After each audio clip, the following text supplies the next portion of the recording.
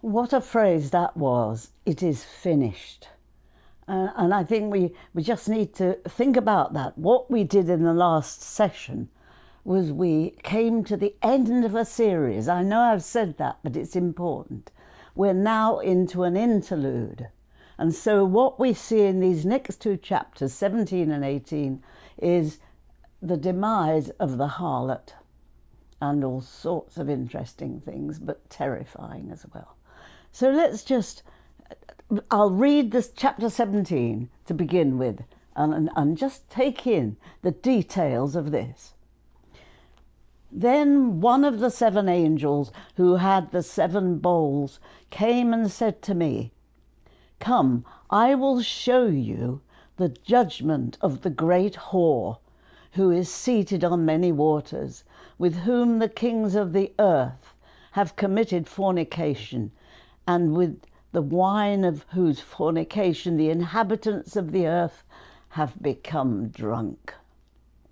So he carried me away in the spirit into a wilderness, and I saw a woman sitting on a scarlet beast that was full of blasphemous names, and it had 7 heads and 10 horns.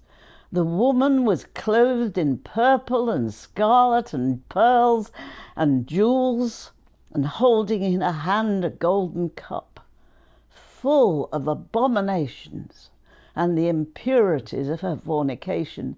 And on her forehead was written a name, Mystery, Babylon the Great, mother of whores and earth's abominations. And I saw that the woman was drunk with the blood of the saints and the blood of the witnesses of Jesus. When I saw her, I was greatly amazed. But the angel said to me, "Why are you amazed?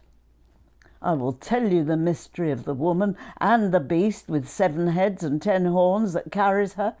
The beast that you saw was and is not, and is about to ascend from the bottomless pit and go to destruction.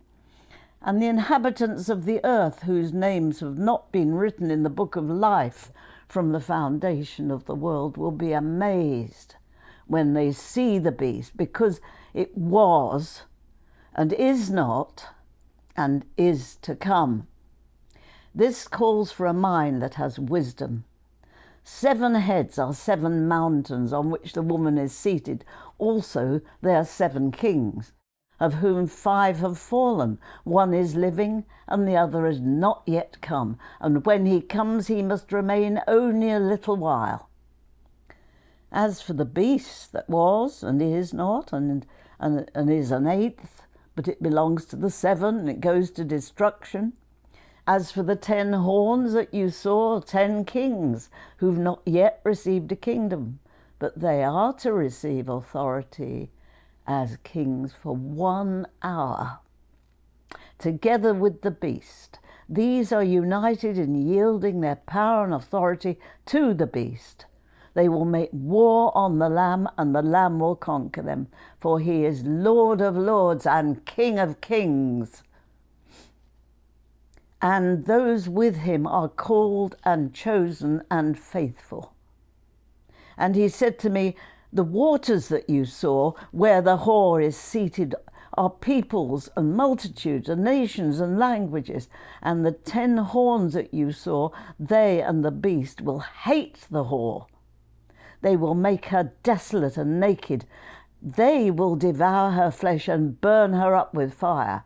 For God has put it into their hearts to carry out his purpose by agreeing to give their kingdom to the beast, until the words of God will be fulfilled. The woman you saw is the great city that rules over the kings of the earth." Very significant, those last phrases. Did you notice? She was riding the beast in the beginning of the chapter, and a rider is usually in control. So there's an element here of 2 world powers, 2 great powers, and they're working together at the moment. But God knows that the beast is going to turn round on this woman, this whore, and destroy her.